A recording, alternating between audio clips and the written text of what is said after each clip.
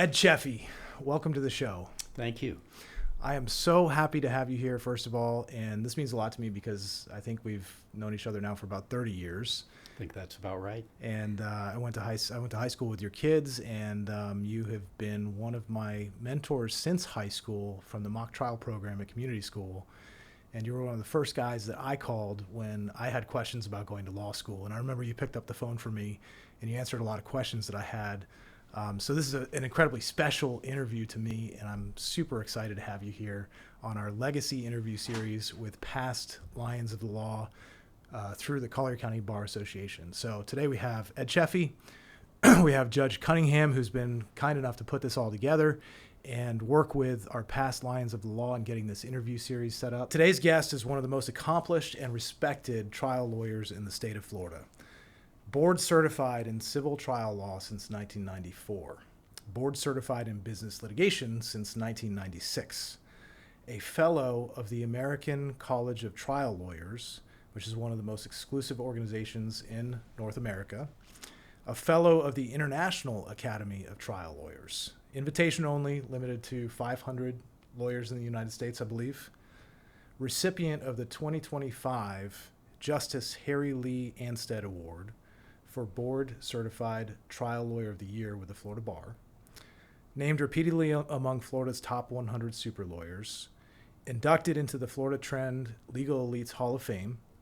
Multiple-time Best Lawyers Lawyer of the Year honoree. Longtime chair of Florida Bar's Civil Trial Certification Review Course. Multiple professionalism and ethics committees, chairs, and the list goes on and on. They should have a fellowship and a board certification named after Ed Cheffy. And recipient of the Collier County Lion of the Law Award in 2000 and inducted into too many Hall of Fame lists to list here today. A lawyer who has not only tried cases, but shaped the culture of trial practice in Southwest Florida. And that includes coaching the community school, high school mock trial team for, I think, 3 local championships, 2 state championships even, and 3 regional championships over the years. And Ed, you came in for community school right after I think I did the mock trial program with your kids. And you coached after Mike McDonald was the coach at community school. That is correct. And took over from there. So this is a conversation about mastery, discipline, professionalism, and becoming an expert in your craft. So Ed, welcome to the show. Thank you very much, and thank you for that very, very kind introduction, Eric. You bet. So, your reputation certainly precedes you, but let's start at the beginning. What first inspired you to become a lawyer? So I grew up in a very small town called Barnesville, Ohio, 4,000 people, really in the middle of nowhere. And my father was a small town lawyer, and he never made much money, but he had a lot of respect, and I liked that. And I wanted that. So that really was my inspiration. And then, like so many people my age, I watched To Kill a Mockingbird, and I wanted to be Atticus Finch. And that was a tremendous inspiration. Okay. So from the time I was 12 years old, I was certain I was going to be a lawyer, never wavered from that, and feel like so fortunate that I chose this profession. Did you go to Harvard with becoming a lawyer in the back of your head? In the forefront of my mind, Wow. not in the back of my mind. Okay. Definitely going to be a lawyer. All right. And designed my curriculum at Harvard so that I thought it would prepare me the best that it possibly could to be a lawyer.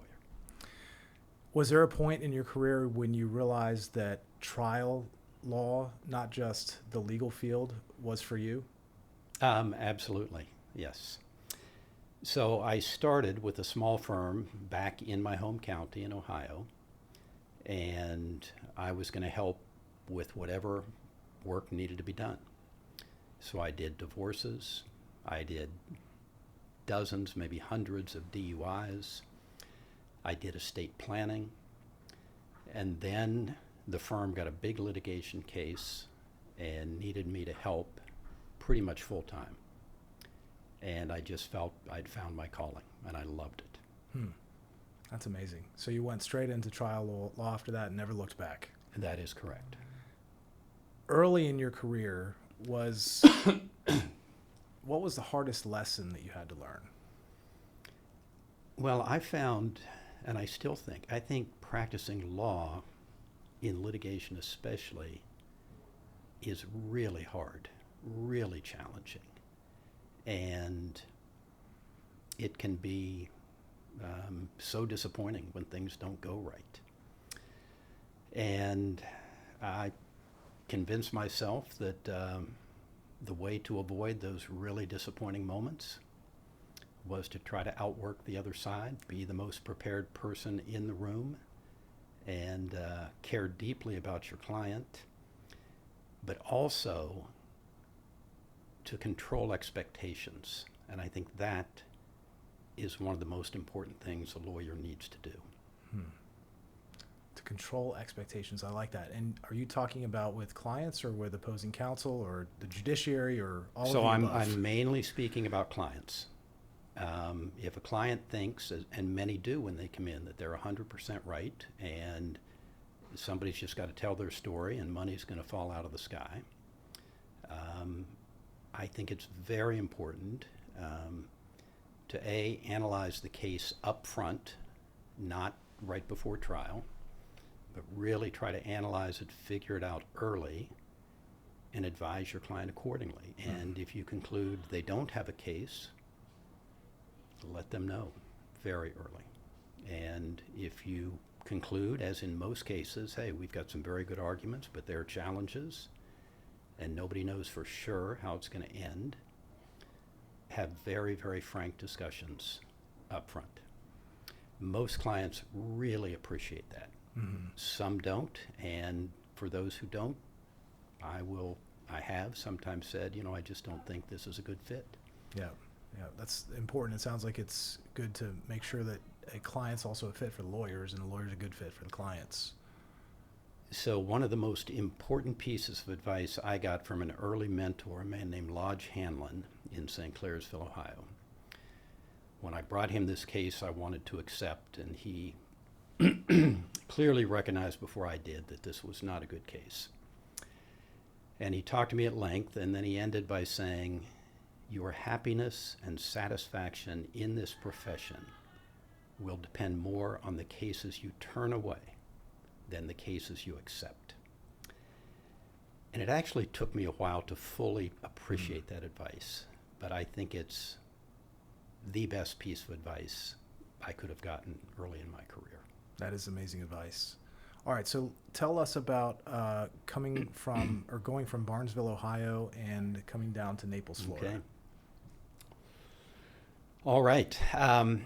So my dream was to come back and be a small town lawyer in my home county, and that's exactly what I did. And had 2 children as soon as I got back to very soon after I got back to my home county.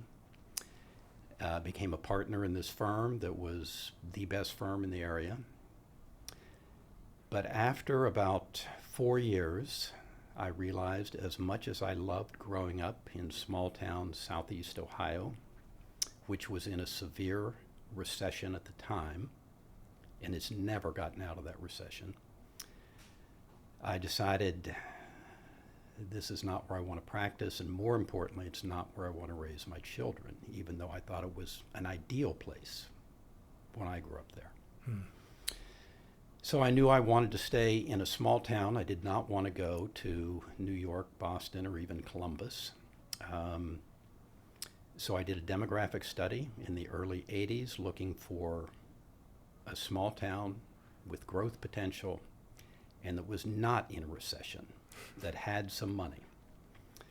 And my demographic study pointed me to Southern California, which was too far away to take my children from my parents. Texas came into my study. Philosophically, for me, that was too far away.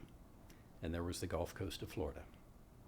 And my mentor, Lodge Hanlon, already had a condo in Southwest Florida, and he spoke of Southwest Florida as if it were nirvana. Oh, wow. Okay. So that combination... And we're talking about the 80s. We're talking about 1983 when Okay. this is happening. Got it. So I decided I'm moving to Southwest Florida. Did not know a soul. Signed up for the bar exam. Sent some letters out that mostly got no responses. And right before the bar exam, I got a call from a law school classmate, by coincidence, with whom I had dinner 2 nights ago here in Naples. But 50 years ago, 45 years ago, he called me up and just said, wanted to see how you're doing. I know you're back in Belmont County, Ohio, living your dream. But I just thought I'd mention my firm, Frost & Jacobs, in Cincinnati, Ohio, just opened a branch in a place called Naples, Florida, and they need a litigator. And I said, I've already signed up for the bar. I'm your guy. That's amazing. Yeah. Wow. Yeah. And I remember that firm too, as even just growing up in Naples. That was one of the bigger firms back in the 80s, I think. So it was, and into the 90s. Yep, yeah, absolutely. Yeah. That's incredible. So tell us about your early years of practicing in Collier County. What was it like, and how has the bar changed over the years? So really, from the day I arrived, I thought I have found the place where I belong. It just was incredible to me. I flew down for an interview with the folks at Frost & Jacobs, got off the plane, checked into the beach club, went to a restaurant where they were having a little reception to welcome me. I walk in, the first 2 people I meet are John and Kathleen Pasadomo. John was a lawyer at Frost & Jacobs, and I just felt I clicked with both Kathleen and John and thought, this is going to be great. I'm going to practice with John. He and I have so much in common. So we had a lot of fun practicing together. The bar was very small then. John was already a star in the bar. He was soon to be bar president, as I recall. It wasn't long after I met him. Kathleen was running every charitable organization in town. And it was just, to me, an amazing place to be. And largely because of the relationship with John and Kathleen, I was welcomed by so many people. And the bar was very small then, but it was very collegial and just a great place to practice. I think it's remained a great place to practice over the years too, and we've seen it grow and grow. But I think that you still have the sense of collegiality and good lawyers practicing here and good judges here in this county. I agree completely. I think we have something very special still today. So tell us about one of your early cases or clients that stands out to you. The first really, what I thought, really significant case I tried, and to most people it's a very minor, small matter, but it was big to me because it mattered so much to the clients. I'm in St. Clairsville, Ohio. Husband and wife come in to see me. They are haircutters. They've been working for a national chain, and they decided to start their own business. So they left, started this little haircutting business. Next thing they know, the biggest law firm in Pittsburgh, Pennsylvania, has filed an injunction to shut them down because they're violating a non-compete. And this meant everything to them. So we tried that case, and I spent so much time fighting this large Pittsburgh law firm that had been given orders. We've got to set an example for everybody in the country who works for this national chain. So you've got to shut these people down. My clients were unable to pay me after about the first week, and the case went on for 2 years. So I ended up, we got a great result. They were forever grateful. I got free haircuts for a long time. And once I had admired a piece of art in their little shop. And after we got the decision and they knew they had this huge bill they could never pay, I came to work one morning and wrapped at the door was this beautiful piece of art. And that meant the world to me. That's amazing. Yeah. Wow. Looking back at your career, was there a moment that you thought that's why I became a lawyer? I would say hundreds, literally hundreds. That was one right there. When you feel you've really helped somebody who needed help, and you felt you were on the right side of justice. So I've had so many of those. Lou DiAgostino and I tried a case together for a couple where everything was on the line. I mean, truly a bet the company, bet your future type of case. And Lou especially had the case. He was doing most of the work, and then he and I tried it together. But we put so much effort into that case against very good lawyers. Long trial, turned out great. Those clients to this day, when they see us, greet us by referring to how we, quote, saved their lives. And to me, that's just an incredible feeling. Truly. Judge, any questions for Mr. Cheffy? So, Ed, what would you say to some of our younger lawyers who are starting out in the business? What do you think the most important lesson you could pass on to them would be? Well, I think there's so many, because it takes so many different skills to be an effective lawyer. So let me just tell you a story that meant a lot to me that may answer that question. So we have fabulous lawyers at our firm. I love working with everybody. We also have fabulous alumni who, for one reason or another, have been with us but have moved on. And one of them is named Stan Bunner, who joined us as a brand new lawyer. And I loved working with Stan. He is a great guy, great lawyer. And this actually occurred at John Pasadomo's funeral. Right afterwards, Stan came up and I introduced him to my grandson, who was 9 years old. And Stan all at once looked at my grandson and said, "I used to work at your dad's firm, and I learned 3 things there." Now, I had no idea what was coming. And he said, "I learned to be the most prepared person in the room.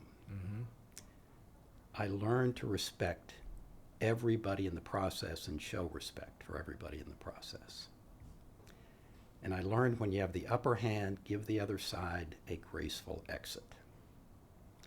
And I thought, wow, that's what you took away from working at our firm? I love it. That's pretty great. Yeah. What is it like, and I know you've had this many times throughout your career, but we always think of our civil attorneys and our criminal attorneys as being on 2 totally separate roads in the practice of law. But very often those roads cross. And so can you talk about what it's like to have a client who's facing battles on both fronts and collaborating with a criminal attorney to help your client? So, Judge, you are bringing back some of the best memories of my career, because one of my best friends in the legal community for decades was Jerry Berry. Jerry and I worked on many, many cases together. And I was just fascinated by what he did and thought I really could not effectively do what he does. The stakes are so high for what he does. The clients can be so difficult. So I had such great admiration for Jerry, but we had many cases together. We represented the rock group Rush together. We represented a very, multi-millionaire who murdered his neighbor. And we had all kinds of criminal and civil matters converging. So Jerry and I worked very effectively together. I always learned something working with Jerry, and I felt we worked together very effectively, and it was a wonderful experience, wonderful memories. Did you learn that sometimes the law, whether it's criminal or civil, is not all that different? Oh, yeah. Absolutely. Absolutely. Yeah. And I learned, I think the law is always trying to bring about the just and fair and right result. The law doesn't always get there for whatever reason. But I think that's always the goal, and usually the law is designed to get us there. And if it's not, I think it's all of our collective jobs to try to modify it so it is working towards fairness and justice. Let me ask you a couple questions about just the CCBA in general. So, early years of your involvement in the CCBA, do you remember any traditions that defined it 30 or 40 years ago? The main one for me was Monday morning hearing day. And virtually every civil lawyer would go to the courthouse, and every judge, well, there were only two at the time, every civil judge, and they would have hearings. And all the lawyers would be there, we'd be watching. So when I came to town, Monday mornings, I'd be sitting in the courtroom watching the people who had been here for years before me, learning from them, getting to know the judges, and then during breaks, everybody would be interacting. I thought it fostered collegiality, professionalism incredibly well, and I really missed that. That went on for at least 2 decades after I arrived here. Are there ways that you have been trying to foster collegiality and professionalism post-COVID with the lawyers that you work with at your firm? I know it's kind of difficult now that everything's by Zoom. A lot of things are by Zoom. Yeah. But when you have a young lawyer who's trying to learn how to practice law, are there any words of advice that you can give them so that they can learn those same techniques and principles that you learned early in your career? Well, we are always emphasizing professionalism and collegiality, always. We actually push for example, in-person mediations. We push for in-person depositions, usually, not always. I've been pushing, largely unsuccessfully, for in-person hearings. But I just don't think you can, I know you can't get the same benefits from a Zoom hearing. I encourage everybody in our firm, our young lawyers, I think, go to more seminars and bar functions, more seminars than probably any other lawyers in town. We encourage that. Not only for the learning, but the relationships you develop. And I'm just a great believer you learn in the casual conversations with other lawyers. So we do push personal interaction. We push getting involved in the community, getting involved in the bar. That's all good advice.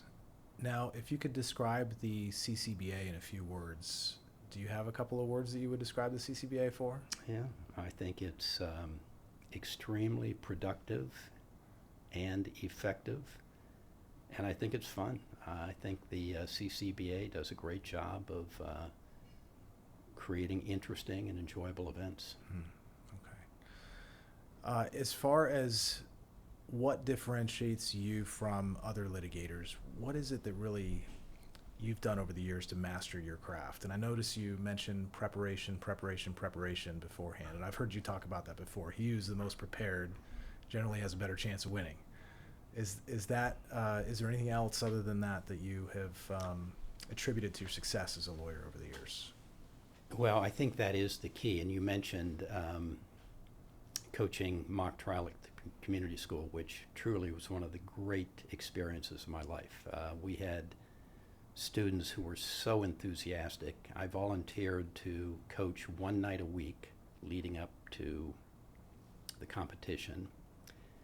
I preached what you just said, that our business, there is one simple truth. The person who is most prepared has the best chance of winning. They took that to heart. All at once they said, can we practice 2 nights a week? And we did. We won the local and getting ready for the regional. And they said, can we practice 3 nights a week? These are the students making this request. We won the regionals, and they asked if we could start practicing 4 nights a week for the state. And we did. And that was incredible. Something I agreed to do because my 2 oldest daughters were in the program. But there were so many benefits beyond that. You were in the program before I got there. PJ Shiner, who practices here now, was an absolute star on our team and led to one of the state championships. So I do think it's preparation is the key, but honestly, I do think treating everybody with respect is so important, and not assuming negative motives from your opponent or the other side, trying to find common ground, really trying to understand the other side's position and motivation, I think is critically important. And then again, keeping it professional, which can be really hard in a tough case, I think is so important. And if one attorney sets the tone, very often that will be the tone of the case. On the other hand, if one attorney starts going crazy, the whole thing can just turn into a nightmare. Is there anything that you do when you get an irate email from opposing counsel and you want to send something angry back, but you take a step back? Absolutely. Absolutely. And sleep on it or something, right? Because what do they say? The E in email stands for evidence. Haven't heard that. That's good. We've certainly used it very effectively. For sure. Yeah. Oh, by no means. I mean, I caution everybody, no matter how angry an email may make you, do not respond in kind. There's just no benefit to it. And I often will write a quick response, send it to myself, read it the next day and say, thank God I didn't send this, and then write something more measured. I like that. That's a good piece of advice. Send it to yourself first, sleep on it, read it the next day, and then see if it sounds good or not. Yeah. I like that. Okay. Is there something that you know now that you wish that you had known at the beginning of your career? Well, one of the things I love about the practice, and one of the reasons I'm still doing this at my age and still loving it, I'm learning every single day. I mean, I am learning something new every day. I mentioned earlier that case selection and saying no is so important. I'm still learning that. I certainly still take things that I regret after a while, but I think the case selection and learning how to choose the cases carefully is critically important, and I wish I did understand that better as a young lawyer. Are there certain qualities that people have that makes them a great lawyer versus just being a lawyer? Oh, absolutely. I think so. And I think passion for the law is the key. I mean, and I get it. For so many people, being a lawyer is a job, and it's a way to make a living, and that's pretty much that. And they can be very effective, but I think the lawyers who truly, truly love it and think it's a very important calling are the most effective lawyers. But I also think, I think compassion is another very important characteristic, that you've got to understand what is motivating people. You've got to understand the other side's perspective and point of view, what's motivating them, how they are feeling. I think, honestly, I think being a very good lawyer is a combination of a large number of skills. I think it's extremely nuanced. But I think the people who care about it the most and work the hardest often are the most effective. I like that, passion and compassion. Yes. Both passion for the law and compassion for your clients makes you a great lawyer. That's a good piece of And advice. passion, yeah, for the profession. Yeah. And I truly believe what we do is extremely important in society. I think what we do is an important element of our democracy. One of the most important developments in my career in the state of Florida, I think, is the change in the oath of admission in 2011 or 12, where, and it's the only amendment to the oath in my career, but the Supreme Court added a sentence where we all had to pledge civility in every communication to the court, opposing parties, witnesses. And I think that was a message that was very important. And then I think everybody sort of thought, I wonder if this really does have meaning or if it's just words and window dressing. And then the Krappix case came along. And the Krappix case, probably 5-6 years ago, a lawyer went on social media lambasting opposing counsel and saying terrible things about opposing counsel.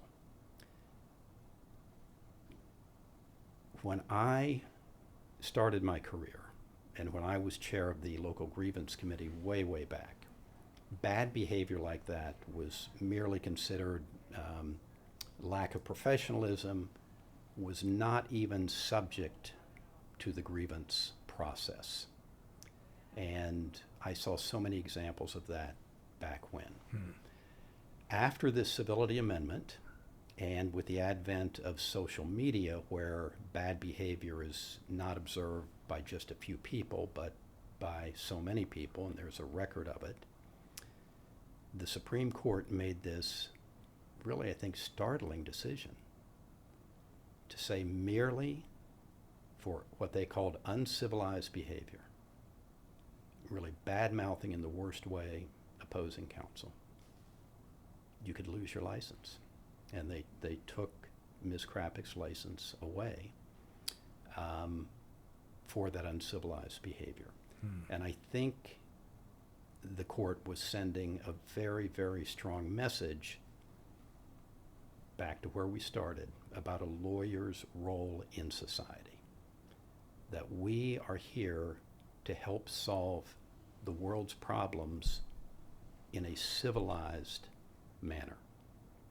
And if we are going to have the privilege of practicing law in the state of Florida, the Supreme Court told us in the Krappix case, you're going to have to behave with dignity and restraint and civility and collegiality. And to me, a very harsh remedy for Ms. Krappix, or penalty for Ms. Krappix, but I think a critically important message. And I think it's especially critical, and I think partly what prompted it is what's going on in the greater society right now, with so much crassness, so much bullying that seems to be accepted at the highest levels. And I think the Supreme Court said no. Lawyers are going to have an oasis. There may be chaos all around us, but lawyers are going to behave in a civilized, civil manner, no matter what the political world and the business world may be doing. And I think that's been a big change, and I think it's a very important and positive change. I agree with that for sure. Okay, so that, talking about civility a little bit, but are there any ethical traps in your experience that might tend to catch up younger lawyers as they're starting their practice? I think they're everywhere. Honestly, I do. I think, I think what we do to do it right is really hard. There are so many competing interests, so many things we're supposed to do and not do. I think for a young lawyer, one trap I think is there. Lawyers are now allowed, obviously, to advertise. Beginning of my career, it was forbidden. You couldn't advertise at all. Now it's everywhere. But solicitation is still prohibited. And I think that can be a subtle distinction. So, you know, a young lawyer seeing billboards and TV ads and everything of lawyers trying to get business, I think could naturally assume, well, it's fine, I'll call up this person I don't represent and solicit their business and try to get them. And the logic would be, my God, if you can put an ad like you're Santa Claus on a billboard, surely I can take somebody to lunch and ask for their business. Yep. But you can't. That's solicitation. That's still prohibited. That's one. I think conflicts of interest, I think there are traps there for all lawyers that you got to be so careful about. And I've known you stepped away from cases due to conflicts of interest, even though they might have been interesting, or cases that you might have otherwise handled, just so that you avoid any of those traps. And I think that's probably the best practice. I think so. I think to err on the side of conservatism. And yeah, in a small town like this, there are conflicts all the time. All right, so let's talk a little bit about service and community leadership. You have chaired boards like Hospice of Naples and served in major community roles. Why commit this time outside of the courtroom? So committing my time outside of the courtroom and outside of the direct practice of law have been the best things I've done, I think, without a doubt. Serving as chair of the hospice board was a great honor to me. I think, again, I'm so blessed to live in this community in Naples, which I think is the greatest place you can live in the country. Part of what makes it great are our nonprofit institutions. NCH, Hospice, St. Matthew's House, on and on and on. And they're phenomenal. And we have a lot of wealthy people in town who are also very, very generous. And I think it is these institutions that really do make our community very special. I saw during my time on the board at Hospice that Hospice does God's work. It truly does. People in their last moments, their family doesn't know what to do, and Hospice comes in and just provides this incredible service, comfort to the dying person and comfort to the family members. So that was one of the most rewarding things I've done. The coaching the mock trial, one of the most rewarding things I've done. You mentioned, I think, chairing the Florida board certification seminar.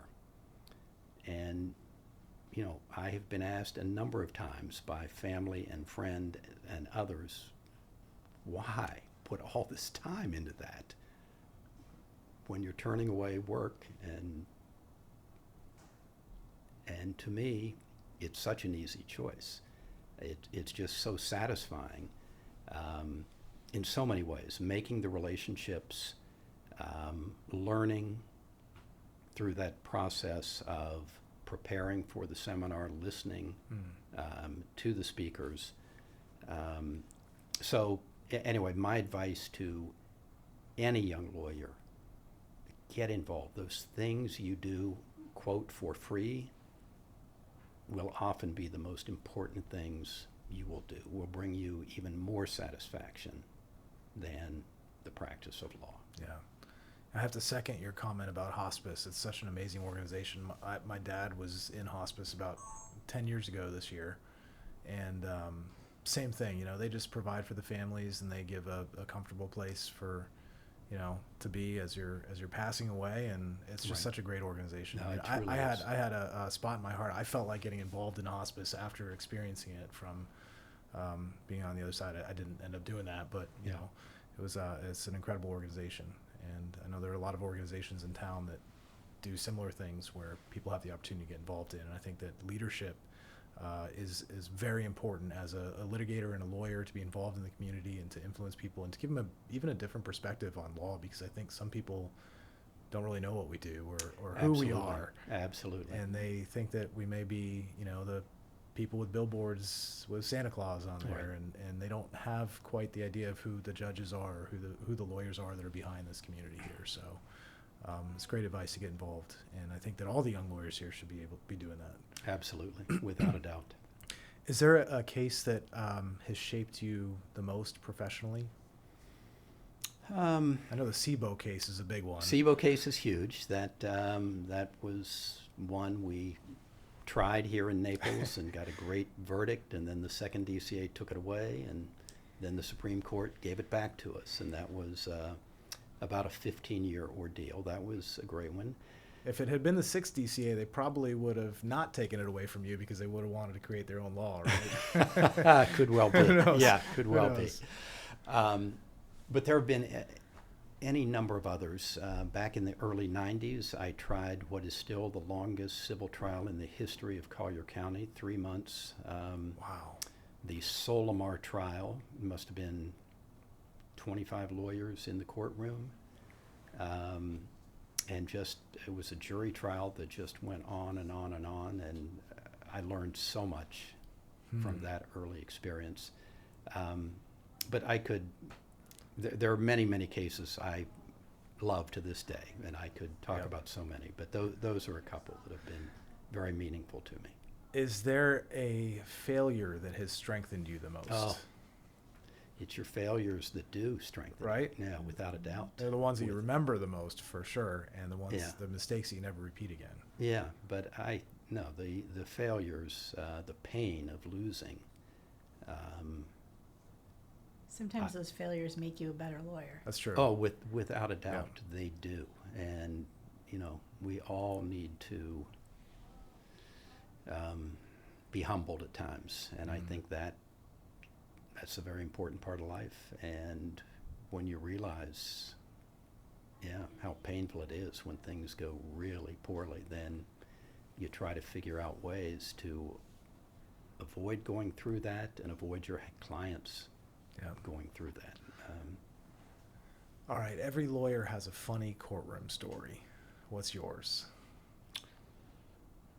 Well, funny line, I remember going into court with Lou Amato years ago on a very important, difficult matter, and I said something a little corny like, as we're going into the courtroom, "Well, Lou, I just hope justice prevails." And Lou immediately said, "If it does, I'll appeal." I like that. So, Ed, if Hollywood made a movie about your career, who would play you?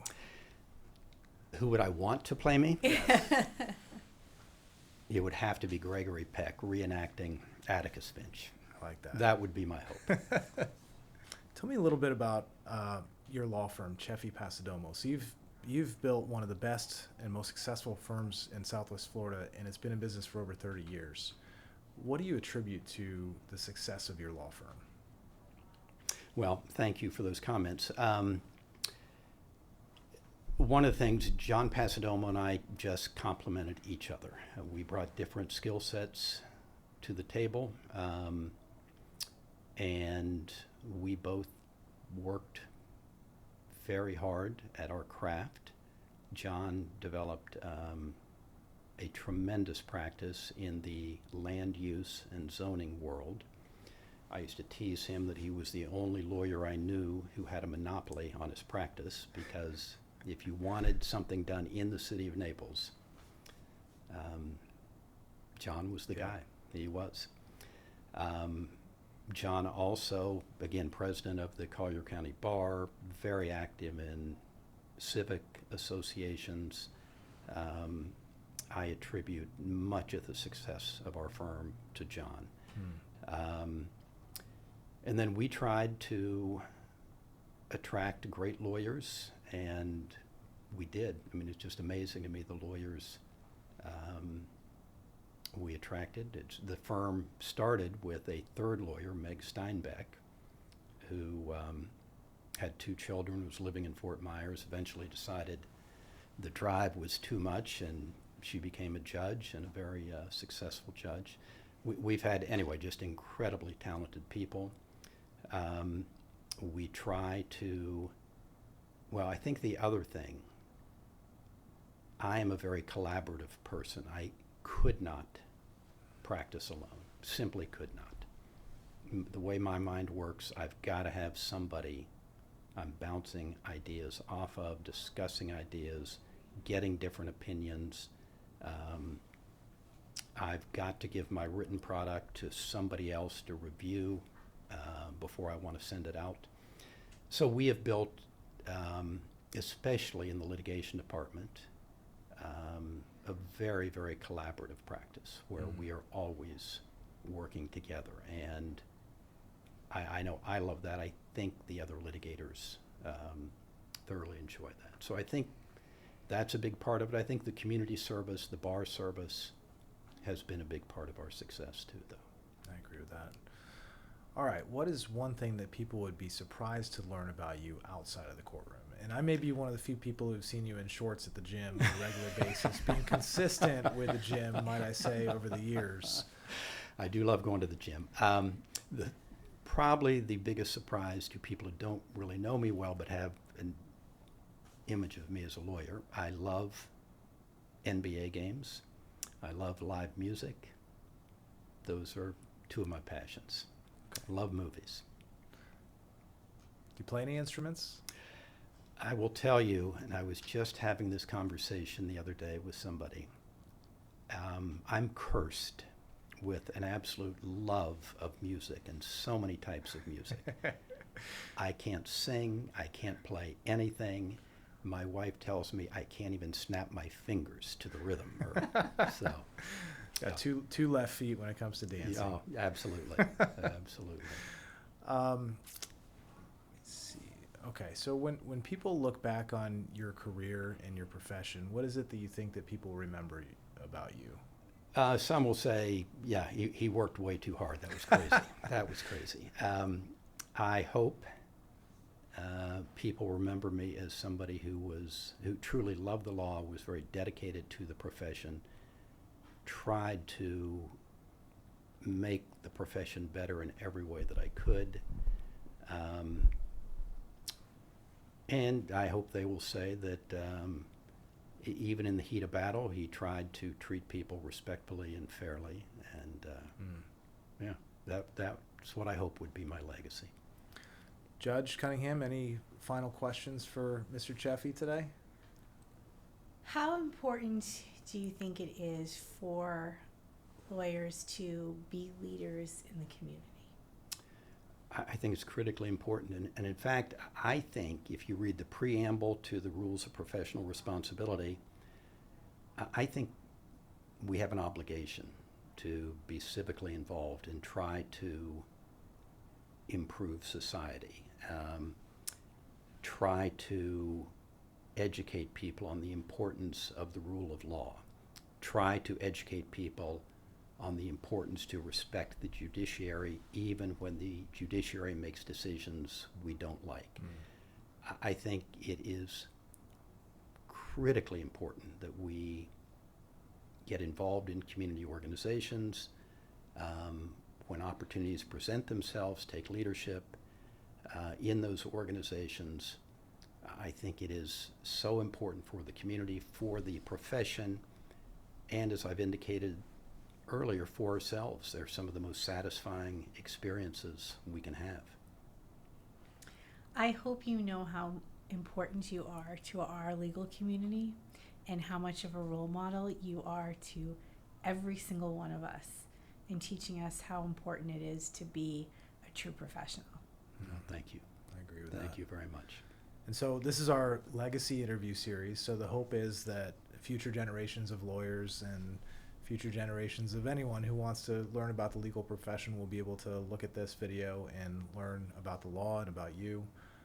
Any final parting words of wisdom that you'd like to leave to the CCBA and the future generations of lawyers who will practice here? Well, thank you both for this opportunity and making it so pleasant. My final thought, I truly, truly believe the law is a noble profession. I think what we do is incredibly important. And I would just urge the next generation to realize how important what they do as lawyers is to our society and to our individual clients, and to be the very best they can. And strive to be Atticus Finch. Strive to be Atticus Finch, absolutely. All right. One of the great movies of all time. Yeah. Awesome. All right. Well, thank you so much for joining us. We really appreciate your time and you being here. And like I said, you've been an inspiration to me over the years, so I really appreciate you and what you've done for our profession, and look forward to working with you many, many years more. Excellent. So Thank you. Thank you so much, Eric. All right. Thank you. Thank you, Judge.